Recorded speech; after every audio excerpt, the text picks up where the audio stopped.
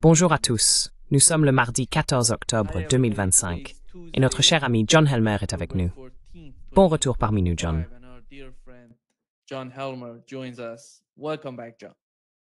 Merci de m'avoir invité à nouveau, Nima.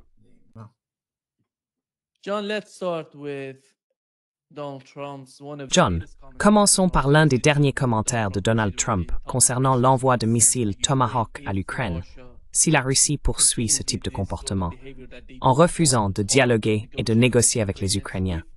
S'il en va ainsi, il dit qu'il enverra les missiles Tomahawk à l'Ukraine. D'un autre côté, Zelensky suggère qu'il existe plusieurs moyens d'envoyer ces missiles à l'Ukraine. L'un d'eux est le programme PURL de l'OTAN, par lequel d'autres pays membres de l'OTAN peuvent les acheter aux États-Unis, puis les transférer à l'Ukraine. Quelle est ton opinion? Quelle est ta compréhension de ces dernières démarches en vue d'envoyer des missiles Tomahawk à l'Ukraine?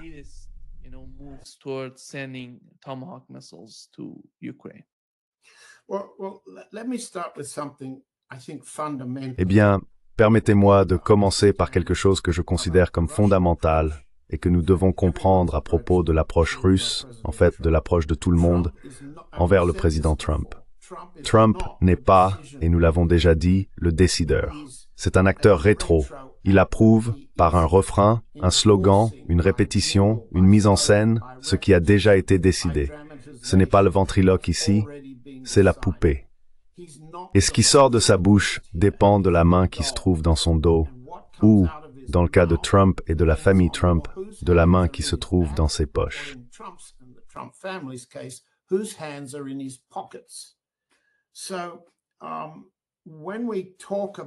Donc lorsque nous parlons de ce que dit Trump, nous devons comprendre les forces qui s'exercent à la Maison-Blanche, au sein de l'administration de Washington, entre l'administration et Kiev, ainsi qu'entre l'administration et les grandes puissances européennes, en particulier la France, le Royaume-Uni et l'Allemagne, et dans une moindre mesure, l'Italie et les autres. Ce que Trump disait, c'est qu'il pense, parce qu'il existe à Washington et en Europe, une opinion selon laquelle, si l'on peut donner l'impression que les Ukrainiens sont en train de gagner la guerre, si l'on peut donner l'impression qu'ils parviennent à porter un coup sérieux à l'économie russe, alors ce récit est utile. Et Trump l'a dit parce qu'il existe toutes sortes d'affirmations européennes et américaines dans les médias de masse qui reflètent et soutiennent ces mêmes idées.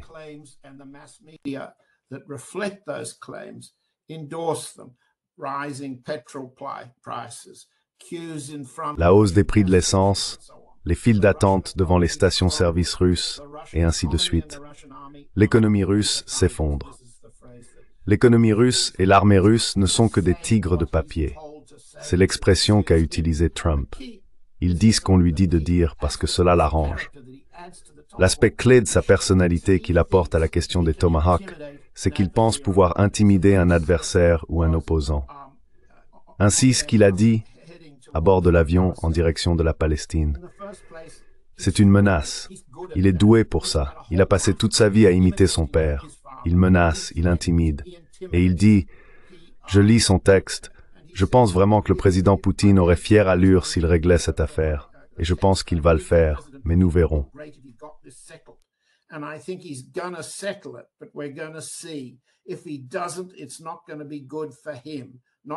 S'il ne le fait pas, ce ne sera pas bon pour lui.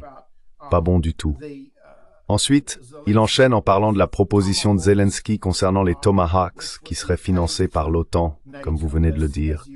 Il affirme qu'il pense pouvoir intimider la Russie, menacer Poutine, le tigre de papier, l'économie en décomposition, en montrant que le Tomahawk est une arme efficace, un moyen de dissuasion contre les plans russes. Puis il ajoute, je cite, « Je pense que je pourrais en parler à la Russie, pour être juste. J'ai dit cela au président Zelensky parce que les Tomahawks représentent une nouvelle étape d'agression, non? Et ensuite, on lui a demandé, vous voulez dire que vous allez parler à Poutine des Tomahawks, Trump? Et il a répondu, je pourrais lui en parler.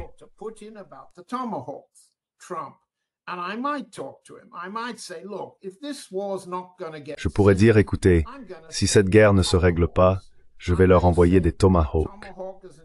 Je peux dire que le Tomahawk est une arme incroyable, une arme très offensive. Et honnêtement, la Russie n'a pas besoin de ça. Ils en ont pas besoin. Maintenant, cela est interprété de deux manières. Parmi mes sources à Moscou, d'abord, il y a une ligne de pensée selon laquelle tout pousse en réalité les Russes à terminer la guerre en Ukraine plus rapidement. C'est pourquoi vous avez titré cette émission « Le moment Ereshnik ». L'idée que la Russie pourrait, si possible, mettre tout en œuvre et déployer toutes ses armes pour achever la guerre rapidement. Il y a donc aussi une interprétation à Washington selon laquelle ce que dit Trump est un encouragement à y mettre fin rapidement, avant qu'il n'ait à prendre d'autres décisions.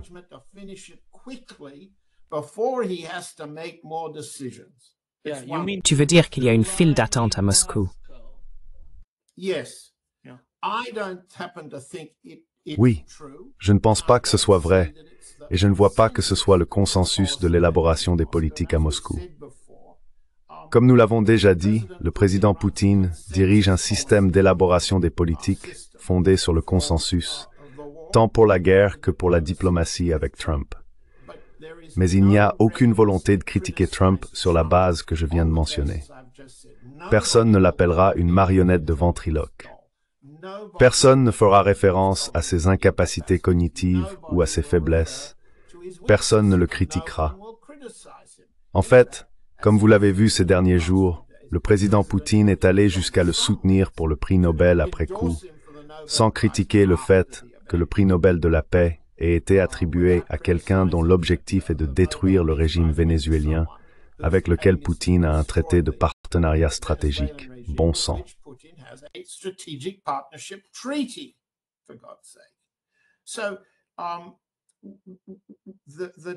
Ainsi, la question des Tomahawks signifie des choses différentes pour chaque camp. Prenons simplement les trois camps. Du côté de Trump, cela symbolise son sentiment de puissance. Peu importe que les Tomahawks qu'il a ordonné d'utiliser contre la Syrie aient eu un taux de réussite inférieur à 70%. Il pense que c'est une arme intimidante, car l'intimidation est sa manière de négocier, si tant est qu'on puisse appeler cela une négociation. Pour Zelensky et pour les Européens, la menace du déploiement des Tomahawks est le signe que la guerre peut continuer, que la guerre peut être gagnée par les Ukrainiens.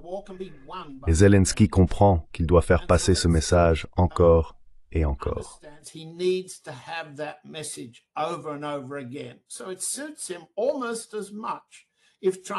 Ainsi, cela lui convient presque autant si Trump dit « j'y réfléchis » que s'il dit « j'ai décidé ». Car si la décision est prise, les missiles occidentaux seront tirés et la Russie non seulement en abattra la plupart, mais ripostera. C'est un problème plus grave pour les États-Unis. Zelensky doit maintenir le processus en cours, car cela le maintient au pouvoir, cela le rend plus riche. Ensuite, Zelensky, dans la poursuite de cet objectif et des autres points à l'ordre du jour, le missile Patriot, le financement, et ainsi de suite, doit être perçu dans le monde comme étant en contact permanent avec Trump.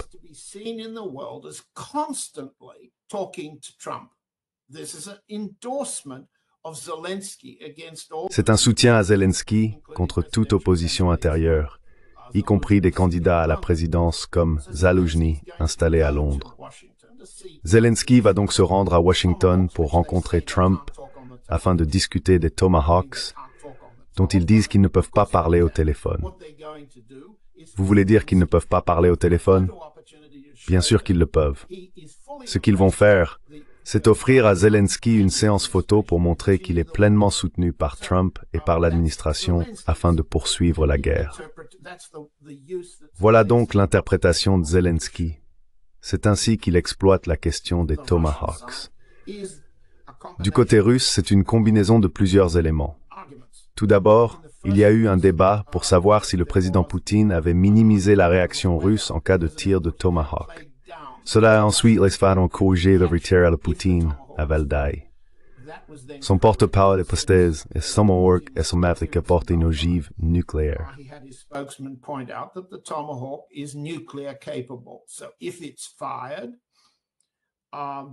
Ainsi, si elle est tirée, la partie russe doit comprendre qu'elle peut transporter une ogive nucléaire, ce qui pourrait être le cas, comme le président Poutine l'a expliqué à de nombreuses reprises au cours des 10 dernières années, si le Tomahawk est lancé depuis la batterie Aegis polonaise ou celle de Roumanie.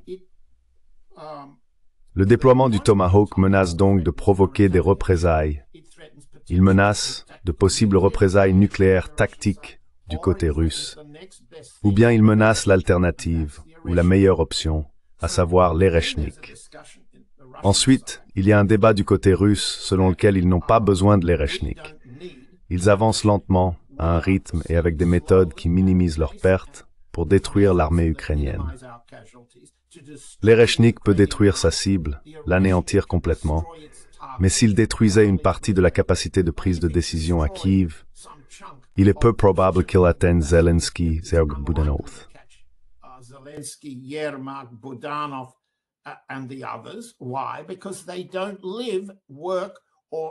Pourquoi?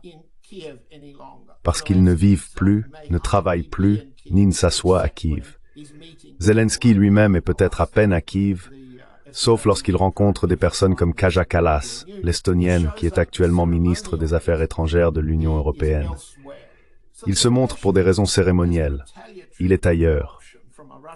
Ainsi, l'Erechnik, en tant qu'option de représailles du point de vue russe, possède un pouvoir destructeur, certes, mais aussi des limites pour mettre fin rapidement à la guerre. C'est ainsi que le camp russe gère la soi-disant menace Tomahawk, sans jamais critiquer Trump, en suggérant toujours que les accords conclus avec lui se poursuivent. Et c'est aussi un argument à Moscou.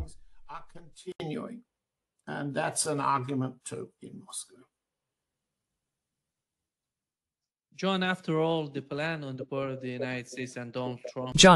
après tout, le plan des États-Unis et de Donald Trump lui-même, à mon avis, est de faire pression sur la Russie. Le levier qu'ils cherchent à créer pour eux-mêmes consiste à empêcher, d'une manière ou d'une autre, la Russie d'exporter son pétrole et son gaz. Et, vous savez, tout tourne autour de cela. Je ne sais pas si vous avez vu l'article dans le Financial Times. Ils y expliquent que les États-Unis fournissent à l'Ukraine des cibles à l'intérieur de la Russie, en profondeur, pour frapper des raffineries et des oléoducs, afin de créer une sorte de diversion, un problème interne pour les exportations russes de pétrole et de gaz. Et nous avons eu Scott Besson, il y a 2 jours, répétant encore et encore que la Chine et l'Inde devraient cesser d'acheter du pétrole russe. China and India should stop buying Russian oil. They can buy it from the United States. Ils peuvent l'acheter aux États-Unis.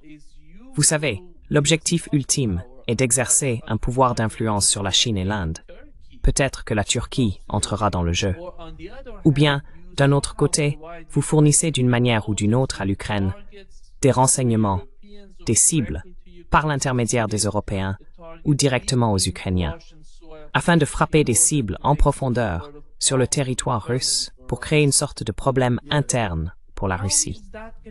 Oui. Comment cela sera-t-il perçu par l'administration Poutine et par les habitants de Moscou? Parce que les preuves sont là. Quelle serait la réaction face à cela?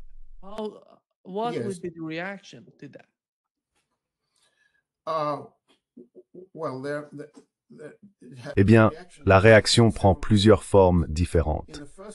Tout d'abord, comme je viens de le dire, au niveau du Kremlin, c'est-à-dire le président Poutine, son porte-parole Dmitri Peskov, son conseiller en politique étrangère Yuri Ushakov et son émissaire auprès de Biden, chargé de promouvoir la corruption d'affaires et d'autres incitations auprès de l'administration Trump pour parvenir à un accord sur les sanctions et les conditions de règlement de la guerre.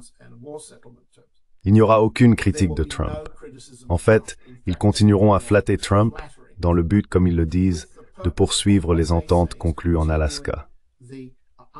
D'un autre côté, le président Poutine a confié à l'état-major général la tâche de terminer la guerre au coût humain le plus faible possible pour la partie russe.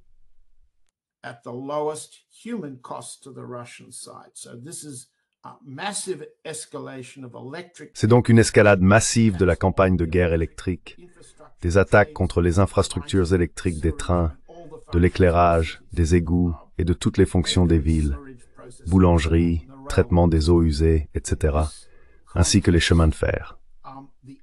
Dans ce contexte, l'autre camp poursuit la guerre contre l'économie russe. Et comme vous l'avez dit, cela prend plusieurs formes. D'abord, vous avez mentionné la menace de sanctions secondaires. La pression exercée sur la Chine et l'Inde, les principaux acheteurs de pétrole, de gaz et de charbon russe également. Cela représente plus de 80%. Oui, ainsi à mesure que l'Europe a coupé son commerce d'énergie avec la Russie, cette énergie a été réorientée principalement vers l'Inde et la Chine.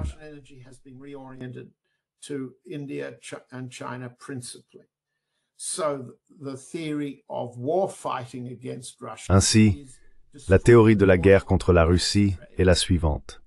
Détruisez le commerce du pétrole et du gaz, et vous détruirez la capacité de la Russie à se battre. Vous les amènerez à capituler aussi rapidement que possible. Un des instruments utilisés est celui des sanctions secondaires.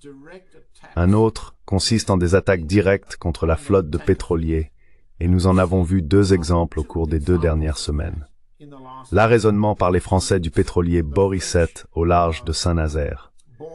Le pétrolier Borisset battait pavillon du Bénin.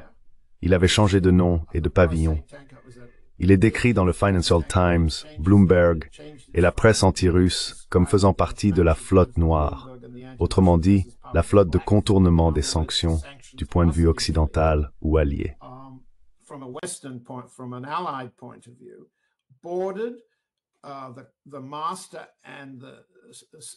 Le capitaine et son second, tous deux de nationalité chinoise, ont été débarqués. Le capitaine est inculpé de 2 infractions. Premièrement, ne pas avoir obéi aux ordres de l'armée française, et deuxièmement, ne pas avoir expliqué le changement d'immatriculation. En d'autres termes, des accusations fabriquées de toutes pièces destinées à ralentir le navire et à l'immobiliser sans en saisir la cargaison. La même manœuvre a été utilisée par les Danois dans les détroits danois, avec la menace à long terme de les fermer. Non pas en attaquant les cargaisons russes, mais en les retenant pour des raisons fallacieuses, ralentissant ainsi le processus, augmentant les primes d'assurance et accroissant l'incertitude pour tout acheteur de pétrole russe quant à la possibilité d'une livraison dans un délai prévisible.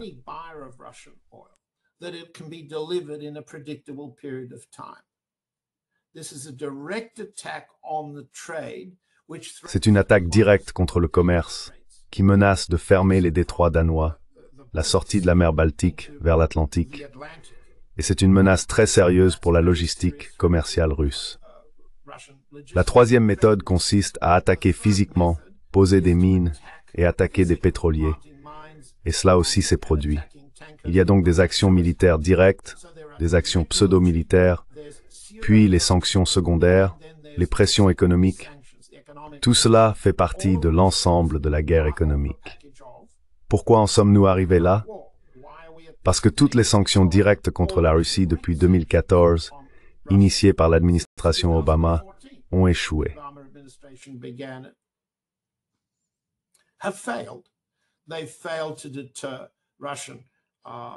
Ils n'ont pas réussi à dissuader les succès militaires russes. Ils n'ont pas réussi à avoir un impact significatif sur l'économie russe. Et ils n'ont absolument rien fait pour nuire au taux d'approbation publique de 87%, extrêmement élevé et stable, du président Poutine. Les sanctions contre la Russie ont en réalité eu pour effet positif d'inverser presque une demi-génération depuis 1996 de désinvestissement en capital de la part des oligarques de cette époque qui ont continué à exercer le pouvoir sous l'administration Poutine. Ainsi, l'échec de la guerre économique contre la Russie a conduit à la situation actuelle. Est-ce que cela explique ce que vous me demandiez d'expliquer?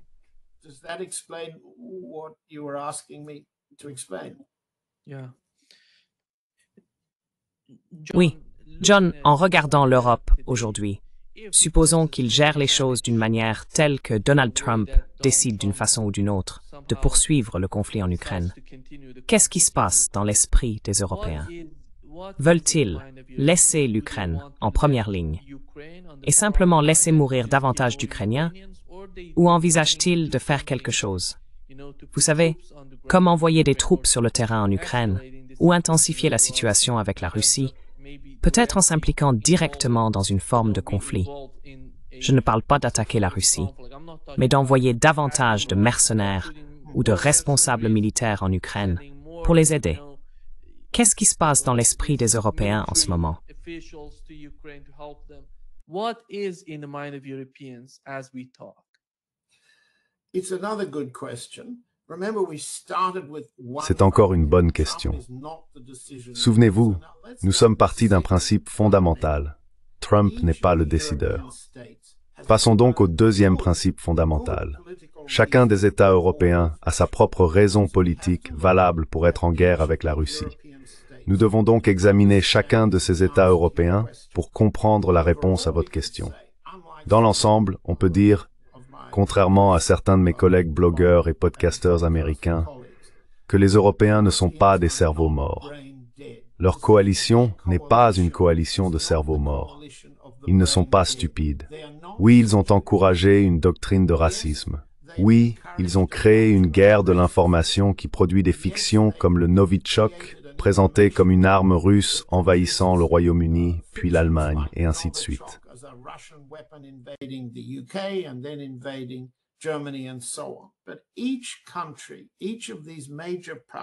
Mais chaque pays, chacune de ces grandes puissances, a sa propre bonne raison de poursuivre la guerre.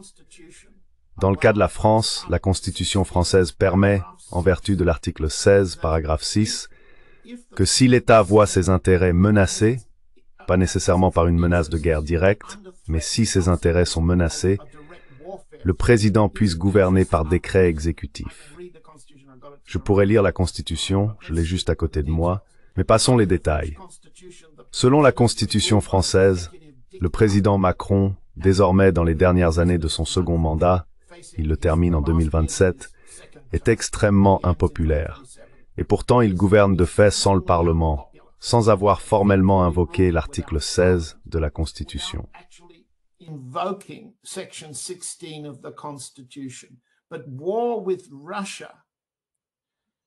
Mais la guerre avec la Russie et la guerre économique que nous venons de décrire, ainsi que la menace que les Russes puissent faire voler des drones depuis l'Ukraine vers le Danemark, la Pologne et peut-être la France, et ainsi de suite, tout cela fait partie intégrante de la tentative de Macron de gouverner seul, de défier le Parlement. Le Parlement lui-même est tellement divisé qu'il peut voter une motion de censure contre le Premier ministre. Et Macron peut simplement renvoyer le même homme comme Premier ministre, Sébastien Lecornu. Pourquoi? Parce que Macron gouverne désormais seul, de manière dictatoriale, et que la guerre est essentielle à cette forme de gouvernement sous la Constitution française. Et qu'en est-il de l'Allemagne?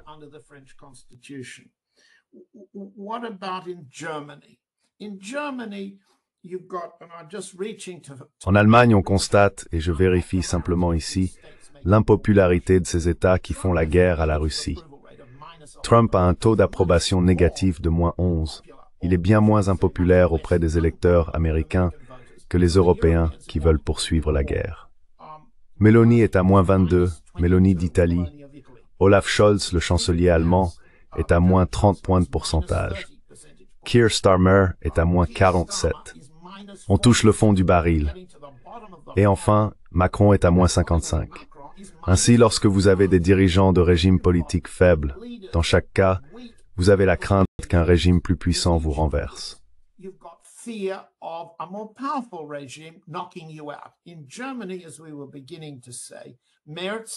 En Allemagne, comme nous commencions à le dire, Merz a peur de l'Alliance pour l'Allemagne, l'AfD. Il la réprime en s'en prenant à ses membres par des méthodes policières, tout en menant une campagne de propagande acharnée, affirmant qu'elle est indulgente envers la Russie et faible pour l'Allemagne. Pourquoi? Parce que Merz est très vulnérable face aux politiques intérieures de l'AfD, principalement à sa position sur l'immigration. Et l'immigration est la question culturelle, politique et économique dominante dans chacun de ces pays, bien qu'elle prenne des formes différentes. Au Royaume-Uni, ce n'est pas différent. Starmer, comme nous venons de le voir, est à peu près aussi impopulaire qu'un Premier ministre peut l'être, certainement aussi impopulaire que les premiers ministres conservateurs qui l'ont précédé. De quoi a-t-il peur? La réponse, regardez les sondages. Answer, you look at the polls. In the current English political lineup, the Reform Dans le paysage politique anglais actuel, le Reform Party de Nigel Farage bénéficie de 35% d'intention de vote, contre 22% pour le Labour, le parti au pouvoir, et environ 12% pour les Tories. Ainsi, dans l'esprit de Starmer, la nécessité, compte tenu de son impopularité, est de maintenir le parti au pouvoir face à son principal adversaire, le Reform de Farage. Et sous plusieurs aspects de la politique anglaise, le fait de combattre les Russes et de poursuivre la guerre permet à Starmer de rester au pouvoir. Revenons donc aux fondamentaux. Nous ne nous attarderons pas sur les autres, bien que nous le pourrions. La première ministre Meloni, Alexander Stubb en Finlande, Donald Tusk en Pologne. C'est le même schéma en général, des dirigeants très impopulaires qui pensent pouvoir se maintenir au pouvoir, nourrir leurs électeurs avec de l'argent, s'enrichir eux-mêmes, ainsi que leurs familles et leurs amis, et poursuivre la guerre de l'information selon T. and continue the information war against Russia. Now we come back to your point. It would fail. Revenons maintenant à votre point. Cela irait à l'encontre de leurs objectifs s'ils s'engageaient réellement dans une guerre avec des troupes au sol en Ukraine. Non, ils ne feront pas cela. Pourquoi? Parce que cela contredirait le but que je viens d'exposer, n'est-ce pas? Ils doivent donc poursuivre la guerre, se militariser le long du front nord, du front arctique, et ainsi de suite, parce que cela fait partie de l'exigence de Trump d'allouer 5% du PIB à la défense. Ils doivent faire ce que Trump veut afin de se protéger des sanctions tarifaires et de préserver leur position commerciale, ce qui à son tour préserve leur circonscription. L'ensemble de ces éléments produit un consensus selon lequel poursuivre la guerre leur est bénéfique. Ce n'est pas stupide, ce n'est pas idiot, c'est cynique, vicieux, raciste, et ainsi de suite.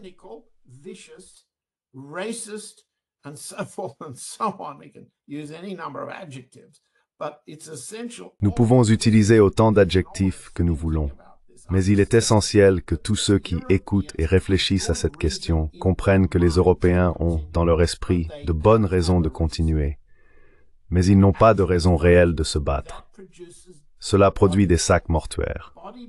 Les sacs mortuaires, ajoutés à l'inflation, tuent les gouvernements nets rapidement. Ils doivent éviter cela.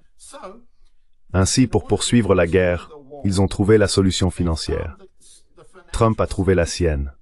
Vous, l'Europe, payez-moi pour vous fournir des systèmes Patriot, peut-être des Tomahawk et tout le reste, et vous les donnez à l'Ukraine. Mais d'où vient l'argent? Eh bien, ces régimes très fragiles ne peuvent pas taxer davantage leur propre population qu'ils ne le font déjà. Ils ne peuvent pas davantage détruire leur système hospitalier et éducatif qu'ils ne l'ont déjà fait.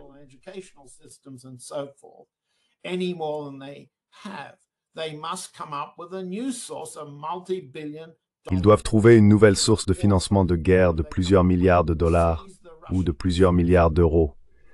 Qu'ont-ils trouvé? Saisir les avoirs russes. Ainsi, la Russie les paiera pour continuer la guerre, pour les maintenir au pouvoir. D'ailleurs, cela signifie que, si vous acceptez tout cet argument, la tactique ou la stratégie russe consistant à critiquer les Européens et à tenter de les séparer de Trump échouera. Elle doit échouer. Et pour la même raison, l'idée des Russes selon laquelle le président Trump aurait la possibilité de mettre fin à la guerre et pourrait contraindre les Européens à faire de même, échouera également pour toutes les raisons politiques que je viens d'expliquer. Ainsi, la stratégie politique russe vis-à-vis de Trump et de l'Europe repose sur une erreur, une grosse erreur.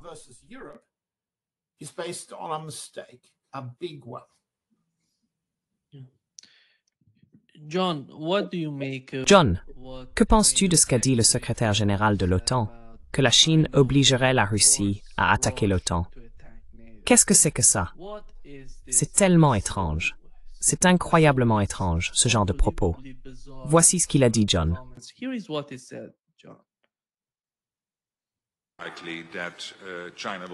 Que la Chine forcera le partenaire junior de cette relation, la Russie, sous la direction de Vladimir Poutine, à agir contre l'OTAN ici, afin de nous occuper. Pour toutes ces raisons, nous devons nous assurer de travailler aussi étroitement que possible avec eux. Et puis concernant les menaces hybrides, C'est bien sûr une grande source d'inquiétude et nous y travaillons. Worry, and we are working on it. Tu sais, tout d'abord, je trouve ça assez incroyable. Il semble que dans leur esprit, ces Européens pensent que, dans une relation, certaines personnes doivent être les maîtres et d'autres les subordonnés. Mais ce n'est pas le cas dans la relation entre la Russie et la Chine. Je veux dire, au sein des BRICS, si tu regardes les pays et leur comportement, ils essayent de se comprendre et de communiquer entre eux.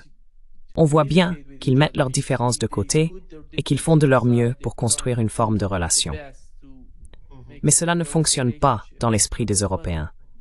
Il leur faut un maître, tu vois, comme les États-Unis en maître et les vassaux des États-Unis. Mais après tout, quel est le point qu'il essaye de faire valoir à propos de la Chine? Qu'est-ce que c'est?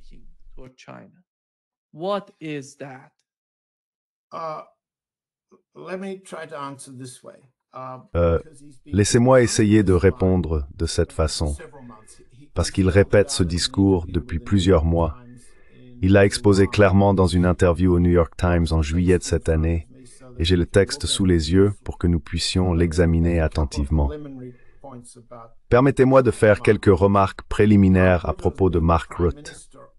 Mark Rutte a été le premier ministre des Pays-Bas pendant la montée de la haine envers la Russie, qui a amorcé la marche des Pays-Bas vers la guerre avec la Russie. C'est un menteur d'une ampleur considérable, mais un menteur politiquement efficace.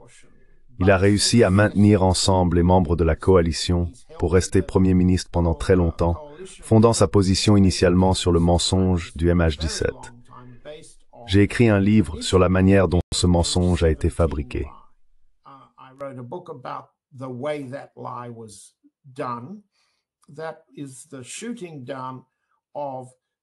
Il s'agit de l'abattage du vol de la Malaysia Airlines au-dessus de l'est de l'Ukraine, dont la Russie a été tenue pour responsable, et à propos duquel les Néerlandais ont en quelque sorte mis la Russie en procès, enfin 4 individus, et en ont reconnu 3 coupables. Rutte faisait partie et était la force motrice de la machine à mensonges qui a transformé le MH17 en arme, tout comme le Novichok est devenu une arme au Royaume-Uni, puis plus tard avec Alexei Navalny en Allemagne.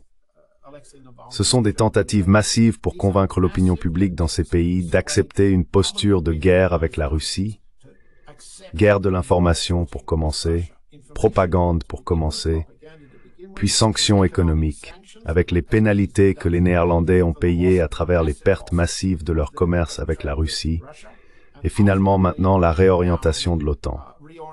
C'est le genre de mensonge dans lequel Rutte a excellé, d'accord?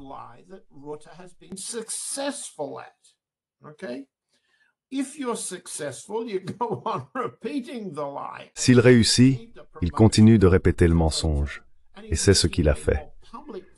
Il a été promu à l'OTAN et se montre plus publiquement en tant que secrétaire général de l'OTAN, sous la tutelle et la direction du président Trump, ce qui est considérablement plus efficace en termes de relations publiques que ses prédécesseurs. Alors que fait-il là-bas? Eh bien, il essaye de maintenir le président Trump au sein de l'OTAN. La plus grande menace pour le système de mensonges qui a maintenu Rutte au pouvoir aux Pays-Bas était la possibilité que les États-Unis les abandonnent. Et ils se souviennent tous que Trump était devenu très négatif à l'égard de l'OTAN parce qu'elle, je cite, ne faisait pas sa part.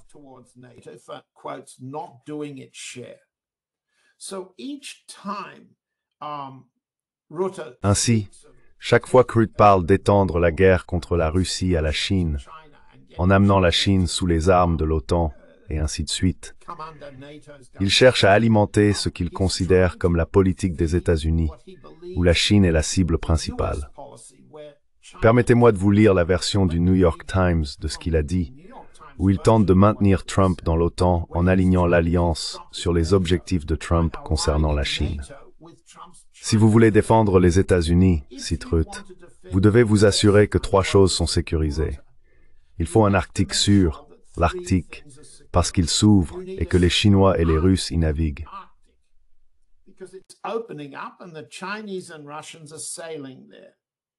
You need a secure Atlantic because it's your sea. Vous avez besoin d'un Atlantique sûr, car c'est votre mer, elle est cruciale.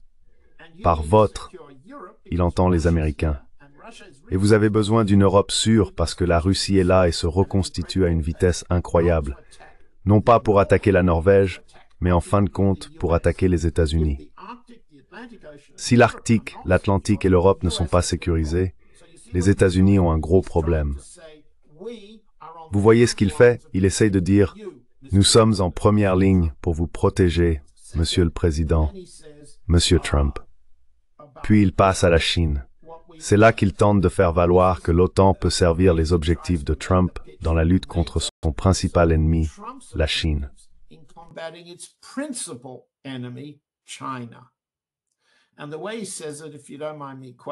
Et la façon dont il le dit, si vous me permettez de le citer, il dit « Le président Trump a mis en place une excellente équipe de politique étrangère, comprenant Marco Rubio, Pete Hegseth et Matt Whitaker, l'ambassadeur ici à l'OTAN. Et il y a un large consensus sur le fait que lorsqu'il s'agit de la défense du territoire de l'OTAN, les États-Unis en font pleinement partie. Cela signifie qu'il ne s'agit pas seulement de défendre l'Europe. Il s'agit aussi des États-Unis. Les États-Unis ne sont pas en sécurité si l'Atlantique, l'Europe et l'Arctique ne le sont pas. C'est son premier point.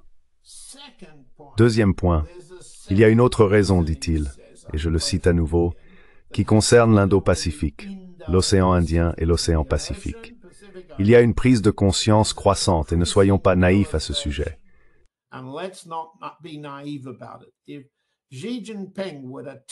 Si Xi Jinping devait attaquer Taïwan, il s'assurerait d'abord d'appeler son partenaire très subalterne dans toute cette affaire, Vladimir Vladimirovitch Poutine, à Moscou, et de lui dire « Hé, je vais faire ça, et j'ai besoin que tu les occupes en Europe en attaquant le territoire de l'OTAN. » C'est le scénario le plus probable de la façon dont cela se déroulerait. Et pour les dissuader, nous devons faire deux choses. La première est que l'OTAN soit suffisamment forte pour que les Russes n'essayent jamais. La seconde consiste à travailler avec la région Indo-Pacifique, ce que le président Trump promeut activement. Vous voyez ce qu'il dit, c'est « Nous vous protégeons, Monsieur Trump, donc vous maintenez l'unité de l'OTAN et nous nous mettons d'accord sur la coopération financière, politique et militaire. Vous ne vous détournez pas de l'OTAN. » Deuxièmement, vous ne pouvez pas vous détourner de l'OTAN, car nous allons vous aider à vous défendre contre la Chine. C'est ce qu'il fait.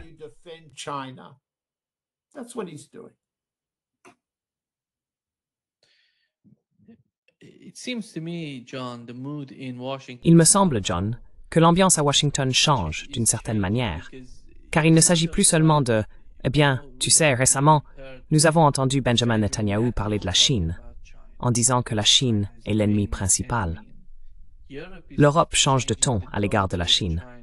Penses-tu que, tout en étant encore engagé dans ces deux conflits, avec la Russie et au Moyen-Orient, l'administration à Washington se soit d'une certaine façon tournée plus agressivement vers la Chine? Crois-tu qu'ils essayent d'adopter une attitude plus agressive envers la Chine, ou est-ce encore une partie du même jeu contre la Russie? Tout cela semble être un jeu contre la Russie.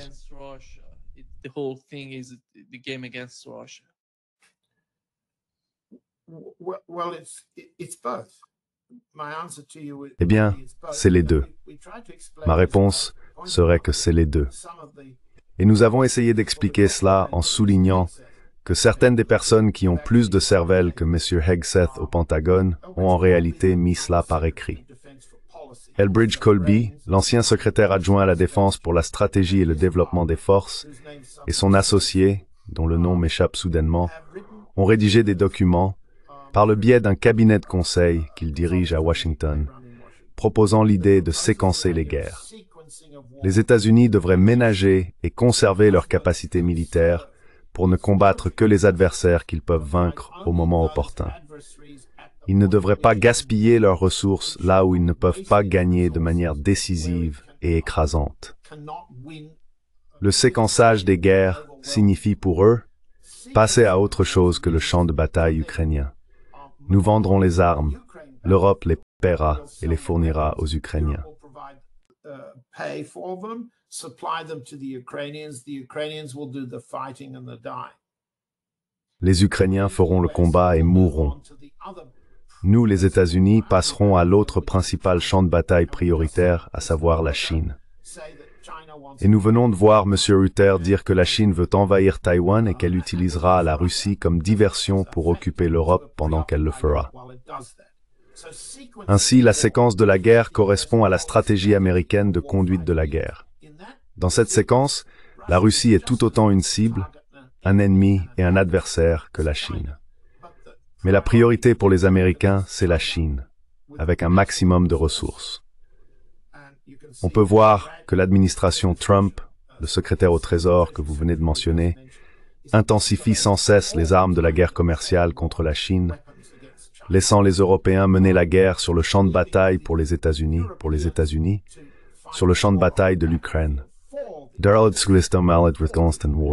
C'est ainsi que comprend. C'est ceci.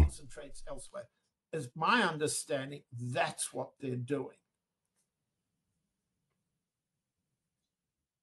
Yesterday, John, there was Hier, John, tu sais, Lavrov répondait aux questions des médias arabes.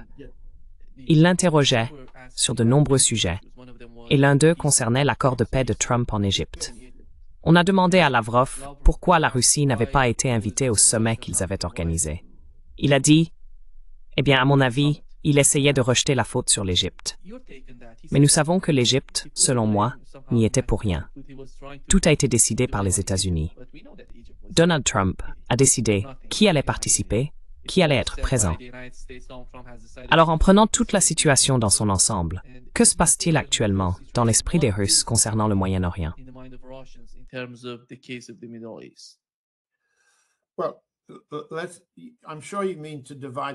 Eh bien, je suis sûr que vous voulez dire diviser le Moyen-Orient entre l'Iran d'un côté et le monde arabe de l'autre.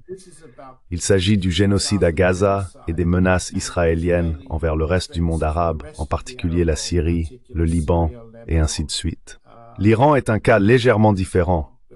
L'Iran n'a pas non plus été invité, à ce que je comprends, bien qu'il y ait eu une certaine controverse pour savoir si l'Iran avait été invité. M. Pezeshkian and his setter.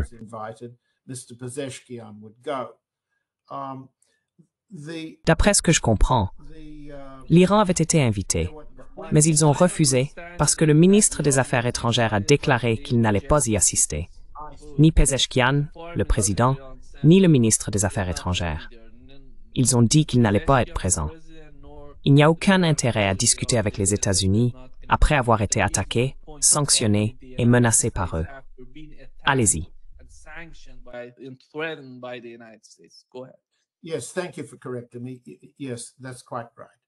Oui, merci de m'avoir corrigé, c'est tout à fait exact. Pourquoi la Russie n'a-t-elle pas été invitée? Et comment la Russie gère-t-elle la question d'Israël et de la Palestine? Comment le ministre des Affaires étrangères Lavrov a-t-il abordé ce sujet lorsqu'il a eu cette longue séance de questions-réponses avec des journalistes arabes hier? Quelques jours plus tôt, il avait accordé une courte interview à RT, le média d'État russe, où il avait résumé l'objectif de la Russie en appelant à un sommet arabe, le tout premier sommet arabe à Moscou, qui aurait réuni tous les dirigeants arabes, ainsi que bien sûr le président de la Ligue arabe qui est actuellement égyptien. Cela a dû être annulé.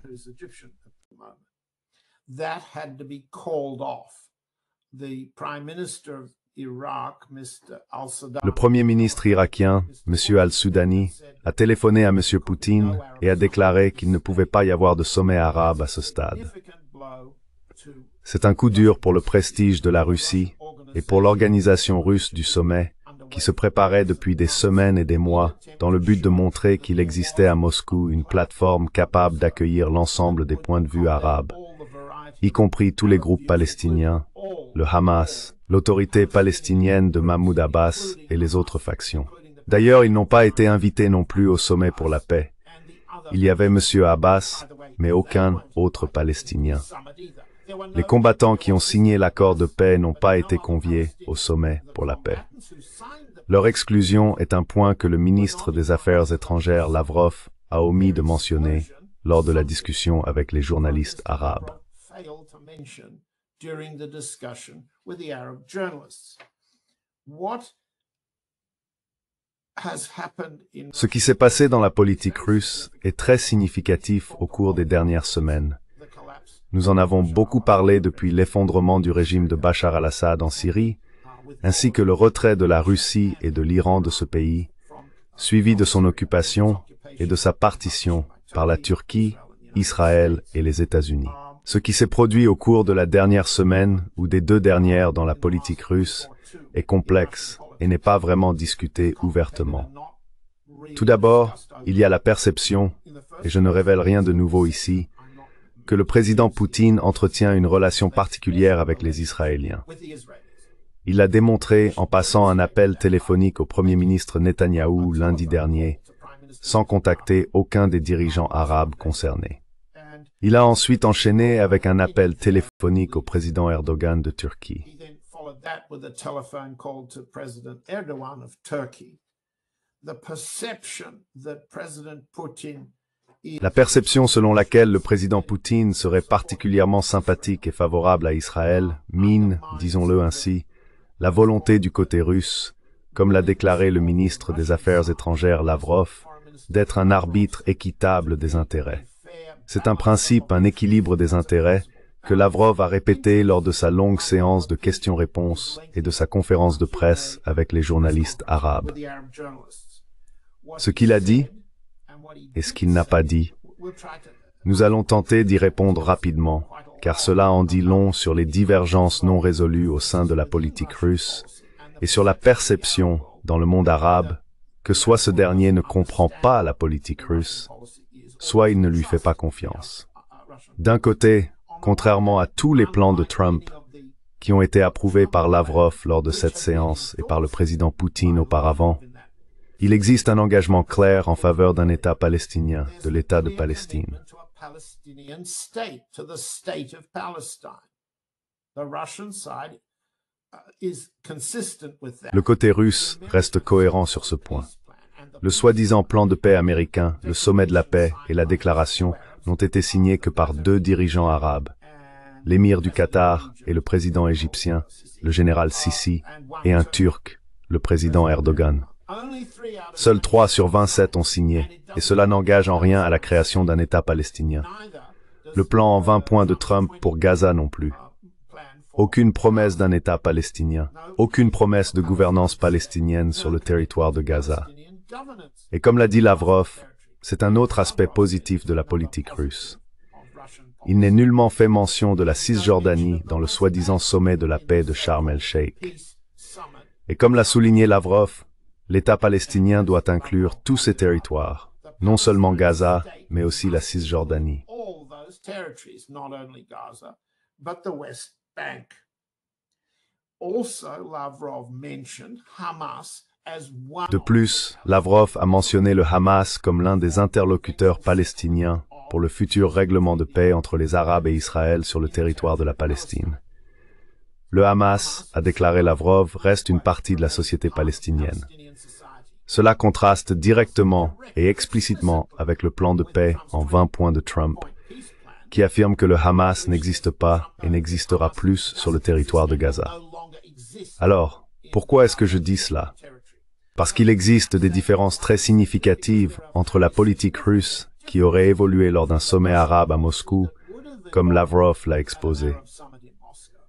Mais Lavrov ne souligne pas que celles-ci sont fondamentalement contradictoires avec les objectifs des Américains et des Israéliens dans le soi-disant plan Trump en 20 points et la soi-disant déclaration du sommet pour la paix des Turcs, des Qataris et des Égyptiens. Summit, a declaration of the Turks, the Qataris, and the Egyptians. What is the Russian policy on such Quelle est la position de la Russie sur des initiatives comme le Board of Peace du président Trump, ses superviseurs internationaux, le BOP, Board of Peace, qui éliminerait la gouvernance palestinienne en imposant un vice-roi? imposing a viceroy? Tony Blair a été recommandé. Trump's going off. Trump a choisi Tony Blair. C'est un point important. Arabs have told him that's the Les Arabes lui ont dit, c'est-à-dire les Qataris, les Émiratis, les Saoudiens, nous n'en voulons pas, nous ne tolérerons pas Blair. airplane on the Ainsi, Trump a déclaré, dans son avion en route vers Israël, Jérusalem, puis Sharm el-Sheikh, qu'il devait demander aux autres ce qu'ils pensaient de Tony Blair. Mais laissez-moi voir si je peux vous lire ce qu'a dit Lavrov. On pourrait penser que la partie russe dirait qu'un organisme international ne peut pas dicter la souveraineté de la Palestine. Il dit ici, oh je ne le trouve plus.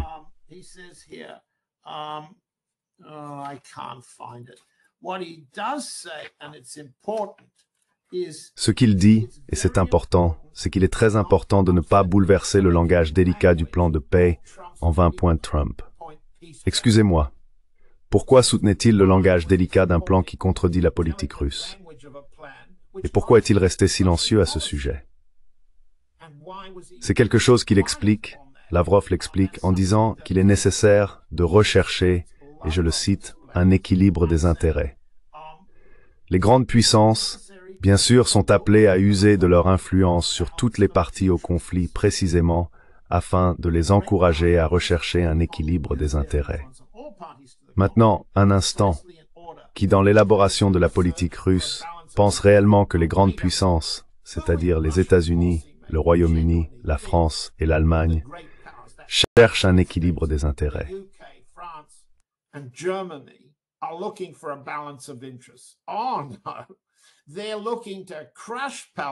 Oh non, ils cherchent à écraser la Palestine et à écraser l'Iran pour servir leurs intérêts. Il n'y a aucun équilibre là-dedans. Alors pourquoi le camp russe ne l'a-t-il pas dit?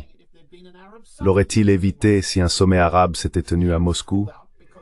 Eh bien, les Arabes se sont retirés parce qu'il n'y avait aucun intérêt à aller à Moscou, simplement pour montrer ce qui aurait semblé être une opposition au plan Trump-Israël. Et c'est une gifle, on pourrait dire, pour Moscou. Mais Lavrov a essayé de sauver la face, de préserver la face en disant « Nous sommes disponibles pour, comment dire, équilibrer les intérêts ». Eh bien, on ne peut pas être disponible pour équilibrer les intérêts si l'on n'est pas digne de confiance aux yeux de toutes les parties.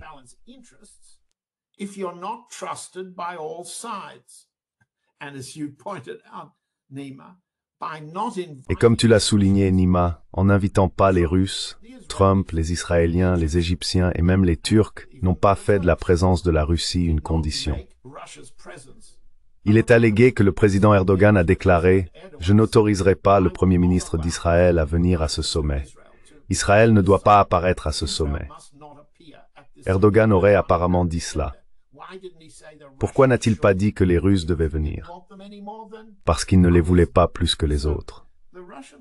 Ainsi, les Russes se trouvent plutôt désavantagés, pour le dire poliment, par ce qui s'est passé la semaine dernière. Ils estiment que leur position contredise celle de Trump, mais ils ne le diront pas publiquement.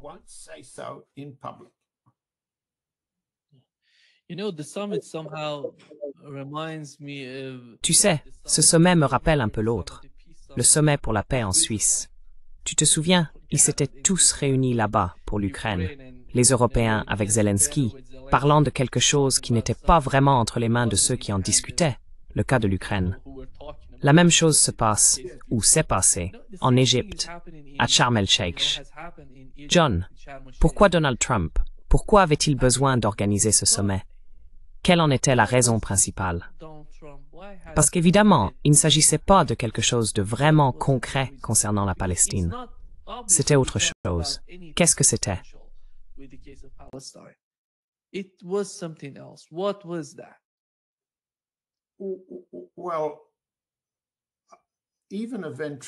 Eh bien, même la marionnette d'un ventriloque doit apparaître sur scène, et cette fois, la scène était celle qu'il dominait.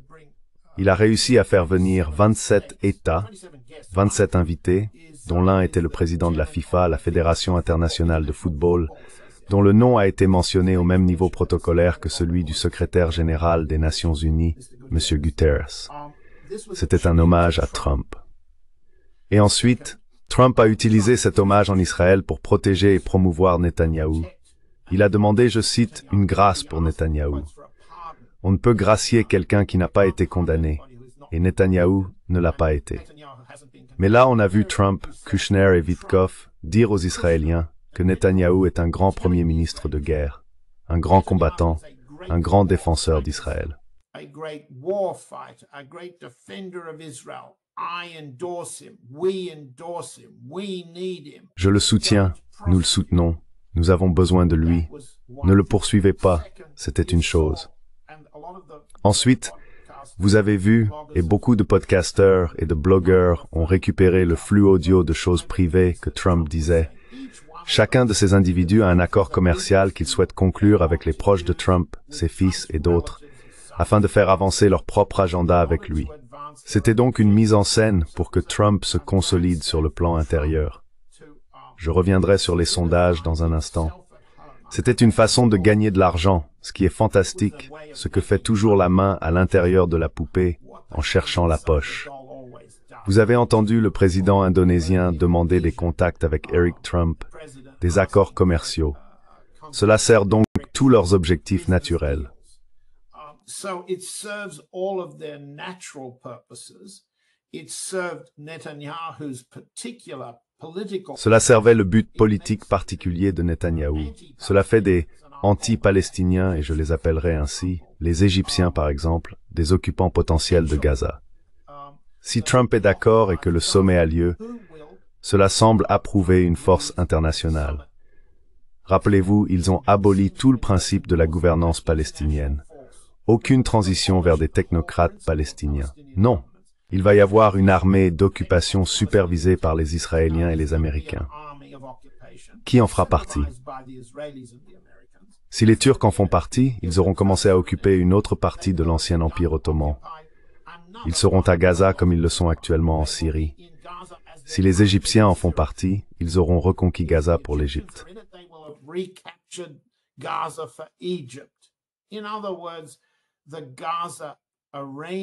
En d'autres termes, les arrangements concernant Gaza feront désormais partie de l'histoire ancienne de l'Égypte et de la Turquie.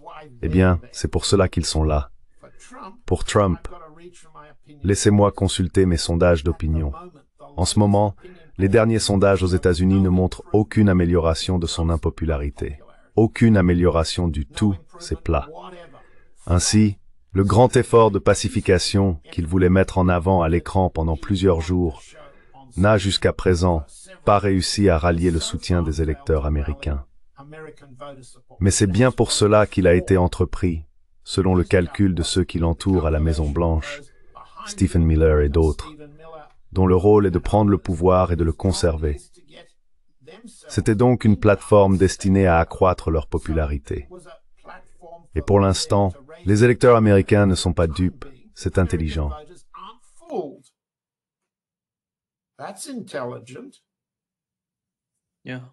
Oui, merci beaucoup John d'être avec nous aujourd'hui. Un grand plaisir, comme toujours. Thank you very much for having me, Nima. Merci beaucoup de m'avoir invité, Nima.